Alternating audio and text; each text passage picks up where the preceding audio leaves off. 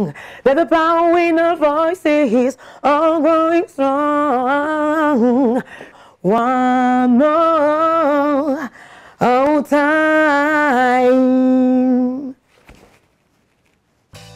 Bonjour, je m'appelle Kady Fofana, j'ai 43 ans, 2 enfants de 3 ans et demi et 7 ans et je suis originaire de Villeneuve-la-Garenne.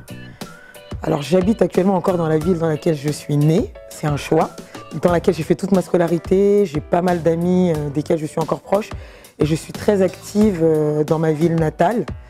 Et c'est une grande fierté pour moi finalement de pouvoir apporter cette dimension artistique, cette dimension culturelle dans ma ville parce que vous savez, il y a beaucoup de gens qui voyagent, il y a beaucoup de gens qui déménagent, il y a beaucoup de gens qui partent, mais j'ai un attachement particulier à ma ville, je ne saurais l'expliquer. J'ai tellement de gens qui me disent « Mais Kady, avec tout ce que tu fais aujourd'hui, pourquoi tu restes à Villeneuve-la-Garenne, tu pourrais aller à tel endroit ?»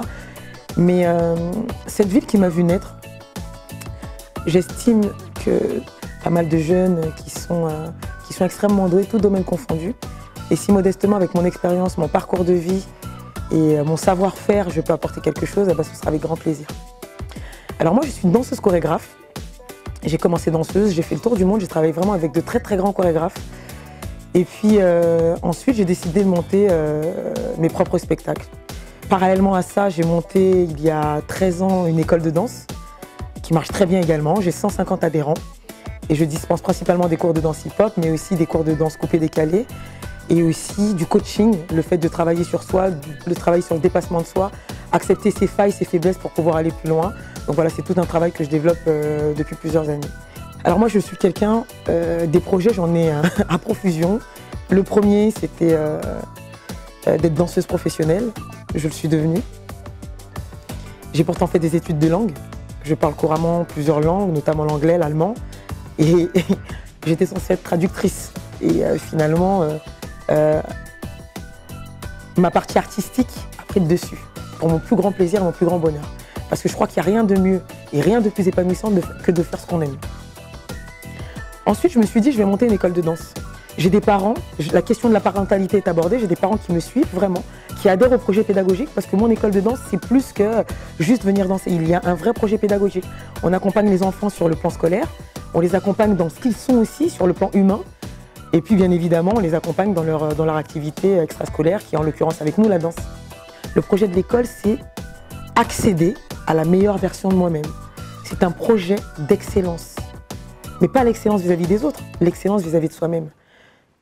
Alors moi, j'ai plusieurs inspirations. J'ai une très grande pensée pour ma maman.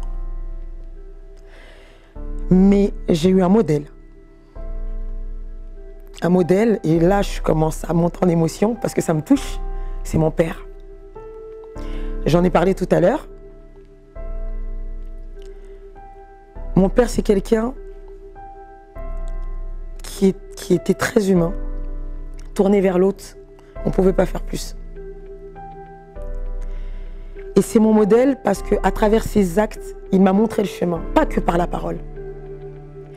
Et quand j'étais petite, je vous l'ai dit tout à l'heure, et que je me disais, mais pourquoi regarde, t'as aidé les gens, regarde ce qu'ils sont en train de te faire.